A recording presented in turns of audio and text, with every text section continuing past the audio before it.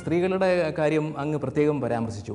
അടുത്ത കാലത്ത് ഒരു നിർദ്ദേശം തന്നെ ഉണ്ടായിരുന്നു, കത്തോലിക്ക സഭയിൽ സ്ത്രീകൾക്ക് സമത്വം അനുവദിക്കണം, അല്ലാത്ത കാര്യങ്ങളൊന്നും അനുവദിക്കില്ല. അതും കത്തോലിക്ക സഭ പോലെ ഇത്രയും വിദ്യാഭ്യാസമുള്ള ഒരു സഭയിൽ പോലും അത് നടപ്പാക്കാനായിട്ട് എളുപ്പമാണോ? എനിക്ക് തോന്നുന്നു മറ്റു ഗവൺമെൻറ്റുകളിൽ നടപ്പാക്കുന്നതിനേക്കാൾ എളുപ്പമാണ് കത്തോലിക്ക സഭ. കാരണം മാർപ്പാപ്പയൊക്കെ അത് പഠിപ്പിക്കുന്ന ഒരു കാര്യമാണ്. സ്ത്രീക്കും പുരുഷനും ഒരു മനുഷ്യ വ്യക്തി എന്നുള്ള നിലയ്ക്ക് തുല്യ അവകാശങ്ങളും ആണുള്ളത്.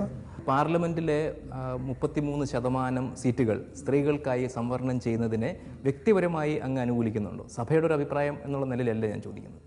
വ്യക്തിപരമായിട്ട് ഞാൻ തീർച്ചയായിട്ടും 50-50 ആയിരിക്കും ആഗ്രഹിക്കുന്നത്. വ്യക്തിപരമായിട്ട് ഞാൻ പറഞ്ഞില്ല, ഞാൻ ഇങ്ങനെയുള്ള കാര്യങ്ങൾക്ക് കുറച്ചൊരു റാഡിക്കൽ മനുഷ്യനാണ്, മനസ്സിലായില്ലേ? കാരണം സഭ പഠിപ്പിക്കുന്നത് തുല്യമാണെന്ന്. അപ്പോൾ 50-50 ശരി. പക്ഷേ ഇന്നത്തെ സ്ത്രീകളുടെ വിദ്യാഭ്യാസം ഇന്ത്യയുടെ മുഴുവനും എല്ലാം കൂടി നോക്കിക്കഴിയുമ്പോൾ കുറച്ചുകൂടി പ്രാക്ടിക്കലായിട്ട് തോന്നുന്നത് 33% വെച്ച് തുടങ്ങുക, മനസ്സിലായില്ലേ? അതിനോട് കഴിവുള്ള സ്ത്രീകളുണ്ടെന്നാണ് എനിക്ക് തോന്നുന്നത്. അതുപോലെ ഈ റാഡിക്കലായ പുരുഷന്മാർ സമ്മതിക്കണ്ടേ? അവരുടെ സീറ്റ് പോകില്ലേ? അപ്പോൾ പല കാര്യങ്ങളിലും ഇത്ര റാഡിക്കലായിട്ട് ചിന്തിക്കുന്ന പിതാവ് ചില കാര്യങ്ങളിൽ വളരെ പാരമ്പര്യവാദിയാണ് എന്ന് പറയാം. ഇപ്പോൾ അടുത്ത കാലത്ത് കൂടുതൽ സാമ്പത്തിക ശേഷിയുള്ള ആളുകൾ കൂടുതൽ മക്കളെ വളർത്തണം എന്ന് ഒരു നിർദ്ദേശമുണ്ടായിരുന്നു. അത് റാഡിക്കലായിട്ട് ചിന്തിക്കുകയാണെങ്കിൽ ഭാരതത്തിൻ്റെ മൊത്തം അവസ്ഥ വെച്ച് നോക്കിയാൽ അത് പോളിസിക്കെതിരാണ്, ദേശീയ നയത്തിനെതിരാണ്. അപ്പോൾ അതിനെ എങ്ങനെ ന്യായീകരിക്കുക? ഞാനൊരു ട്രഡീഷണലിസ്റ്റ് ആയതുകൊണ്ടൊന്നും അല്ല. 10-15 മക്കളെ പണ്ടൊക്കെ ഞങ്ങളുടെ കാലത്തൊക്കെ 8-10 നോർമലാണ് മക്കൾ. അങ്ങനെ പോകണമെന്നൊന്നും ഞാൻ പറയുന്നില്ല.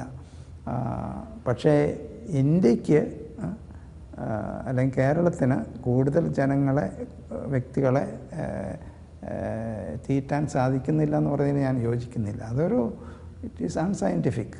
ഇൻഡോ ഗാഞ്ചറ്റിക് പ്ലെയിൻ സയൻറ്റിഫിക്കായിട്ട് കൃഷി ചെയ്താൽ ഈ ലോകത്തിലെ ജനങ്ങളുടെ മൂന്ന് പ്രാവശ്യം ജനങ്ങളെ തീറ്റാനുള്ള ഗോതമ്പ് നമുക്ക് ഉൽപ്പാദിക്കാൻ പറ്റും, ഈ ലോകത്തിലെ മുഴുവനും. അപ്പോൾ ഈ ഡെമോഗ്രഫിയൊക്കെ വെച്ച് പറയുകയാണ് നമുക്ക് പറ്റില്ല, ആളുകൾ ഒരുപാടായിപ്പോയെന്ന് പറയുന്നതിൽ ഞാൻ വിശ്വസിക്കുന്നില്ല. പിന്നെ അങ്ങനെ ഇപ്പോൾ കേരളത്തിൽ തന്നെ ഇപ്പോഴത്തെ കണക്കനുസരിച്ച് മരിക്കുന്നിടത്തോളം ആളുകൾ ജനിക്കുന്നില്ല. 2.1 പിള്ളേരുണ്ടെങ്കിൽ മരിക്കുന്നിടത്തോളം ആളുകൾ. അപ്പോൾ കുറേ കഴിയുമ്പോൾ ഈ സ്റ്റൈലിൽ പോയാൽ പുരോഗമനവാദമാണെന്നൊക്കെ പറഞ്ഞ് പോയാൽ നമുക്ക് പിന്നെ കുറച്ച് മൃഗങ്ങളും വൃക്ഷമൊക്കെ ഉണ്ടാവുള്ളൂ, വേറെ ആളുകളൊന്നും കാണില്ല. എന്തിനിത്ര ഭയപ്പെടുന്നത്? ദൈവത്തിൻ്റെ ഏറ്റവും വലിയ ദാനമാണ് ഒരു മനുഷ്യ വ്യക്തി എന്ന് പറയുന്നത്. അയാൾ വ്യക്തിയായിരിക്കുന്നത് കേരളത്തിന് വേണ്ടിയിട്ടോ അല്ലെങ്കിൽ ഭാരതത്തിന് വേണ്ടിയിട്ടോ ഒന്നുമല്ല. Is a man of the world, human raise.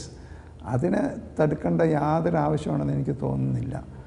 ഗവൺമെൻറ്റിന് അങ്ങനെ വലിയ പ്രശ്നങ്ങളുണ്ടെങ്കിൽ ജനങ്ങളെ അറിയിക്കാം, നിങ്ങൾ ഇങ്ങനെ പ്രശ്നമുണ്ട്, ഡെമോഗ്രാഫിക് പ്രോബ്ലം ഉണ്ടെന്നൊക്കെ. പക്ഷെ അവസാന തീരുമാനം എടുക്കേണ്ടത് തീർച്ചയായിട്ടും ഭാര്യ ഭർത്താക്കന്മാരാണ്. തിരുസഭയുമല്ല, ഗവൺമെൻറ്റും അല്ല. അത് ഭാര്യ ഭർത്താക്കന്മാർ തീരുമാനിക്കും. ഉത്തരവാദിത്തപ്രദമായി ഞങ്ങൾക്ക് എത്ര കുട്ടികളെ ഞങ്ങളുടെ വിവാഹ ജീവിതത്തിൽ ജനിപ്പിച്ച് ശരിയായി വളർത്താൻ സാധിക്കുമെന്നുള്ളത്. അല്ലാതെ ഈ എലിയൊക്കെ പറ്റി വരുന്ന പോലെ 10-15 പേരാണെന്ന് കത്തോലിക്ക സഭ പറയുന്നില്ല, ഞാനും പറയുന്നില്ല.